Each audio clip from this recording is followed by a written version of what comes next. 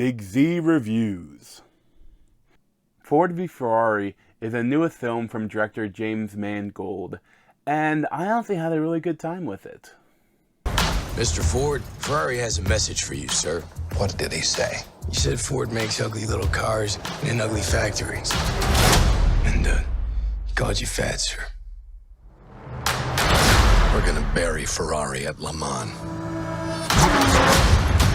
So the great Carroll Shelby is gonna build a car to beat Ferrari with a Ford. Correct. So while this film is called Ford v Ferrari in America, and I think other, in probably Mexico and Canada, but in Europe, I think it's called like Le Mans 66 or something like that. Because it doesn't have, the Ford doesn't have the same connotation there probably as it does here. And because that's kind of the big thing, this movie all leads up to the Le Mans race, which is a 24-hour endurance race in France. And, it's called Ford v Ferrari, but could easily been called Shelby and Miles versus Ford versus Ferrari. Because, it's not, when you hear the title, you think it's going to be all about, Ford is going to be in the good light, and honestly, Ford isn't in the best of lights in this movie, especially Henry Ford II, and it's really these two guys that they want to, Ford tries to buy out Ferrari, and then when Ferrari kind of uses them just to get more money from Fiat, they decide that they want to, beat them, and the race that they're famous for winning, that they win like multiple times in a row.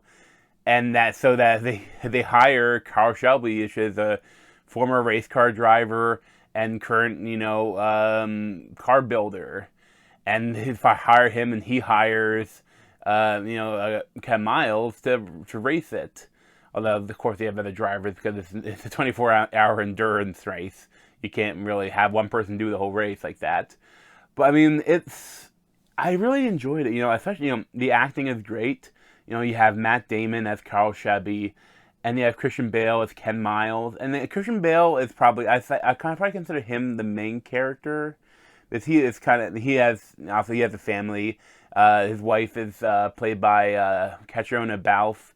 She was the main person from Outlander. She had a great show. And, had a son, Noah Jupe. And, that's kind of like the introduction to this world. That's kind of the viewer's character. But Matt Damon, he kind of comes in and out. Like, he is very close to being the main character, too. And, of course, you have other people, like all the Ford people. Like, probably the most important, is John Bernthal as Lee Iacocca, and JJ Feild as Roy Lunn is kind of like the biggest villain of the film, other than, Enzo Ferrari. But that's more of just someone to compete against. The main characters have to go against people in Ford to get what they want. So it's a lot of interesting stuff. Like, I'm not a big racing fan, like, at all. And I didn't really know anything about it. I've heard of Carroll Shelby and his version of the Mustang, but I didn't really know anything about this. So, like, the whole race, I was really enthralled by it, though. And I made a trip and had my own personal film festival. Traveled like around 2 hours to see this in IMAX, along with The Lighthouse and Jojo Rabbit, which weren't playing anywhere near me. So, I think it was worth it, too. But on IMAX, like, it's not filmed in IMAX, but during the racing scenes, it is so visceral. Like, it's like almost like when a crash happens, like, it makes you flinch, like, in IMAX. And I'm sure it'd be great in other big theaters, too. But the racing, I think, is probably the best racing I've ever seen in film. It's really well done. Really, really exhilarating. And how they do it, how they set up, it's easier to follow, even if you're not a racing fan like I am. Like, they give you enough information and what to know to look for, so that you can follow along, even if you don't really have any experience with it and you're not a fan. And I think that's really well done. It would be easy to have a racing film where, if you're not a racing fan, it would suck. And this is not that.